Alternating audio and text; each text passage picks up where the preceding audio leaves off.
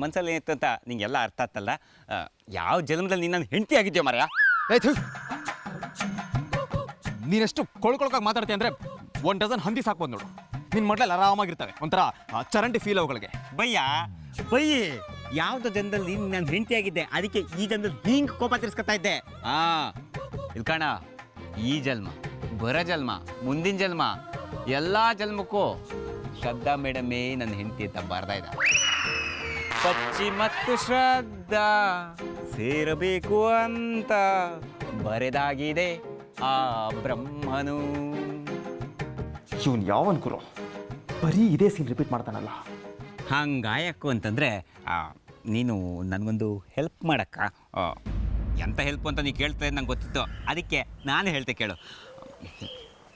ರಾತ್ರಿ ನಡೆಯೋ ಯಕ್ಷಗಾನದಲ್ಲಿ ನಾನು ಶ್ರದ್ಧಾ ಮೇಡಮ್ ಒಟ್ಟಿಗೆ ಕೂತ್ಕೊಂಡು ಕಳ್ಳೆಕಾಯಿ ತಿನ್ನೋಕು ಅಂತ ಆಸೆ. ಒಂದ್ಸಲಿ ಕುಂದಾಪುರದಾಗೆ ಪಿಕ್ಚರ್ ನೋಡೋಕೆ ಹೋಗಿದ್ನಾಯ್ತಾ, ಅಲ್ಲಿ ಇಬ್ಬರು ಲವ್ ಪೂರ್ಸು ಇದು ಮಜಾ ಮಾಡಿಕೊಂಡು ಪಾನ್ ಕಾರ್ಪ್ ತಿಂತಾಯಿದ್ರು. PAN corp?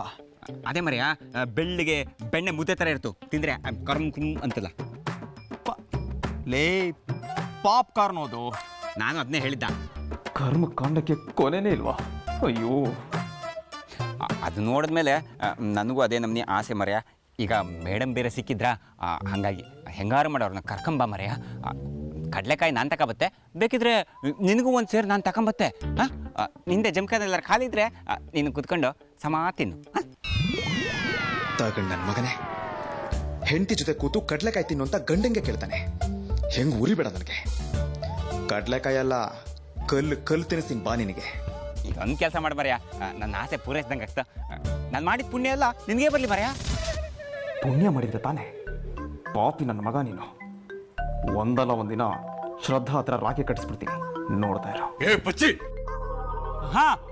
ಬಂದೆ ಭುವನ. ನಾ ಹೇಳಿದ ನೆನಪಲ್ಲಿ ಮೇಡಮ್ನ ಒಪ್ಸೋ ಜವಾಬ್ದಾರಿ ನಿಂದು. ಅವ್ರು ಬಂದು ನನ್ನ ಪಕ್ಕದಲ್ಲಿ ಕೂರಂಗೆ ಕುರ್ಚಿ ಮೇಲೆ ಖರ್ಚಿ ಹಾಕಿಟ್ಟಿರುತ್ತೆ, ಆ ಜವಾಬ್ದಾರಿ ನಂದು. ಓಕೆ, ಬತ್ತೆ, ಟಾಟಾ.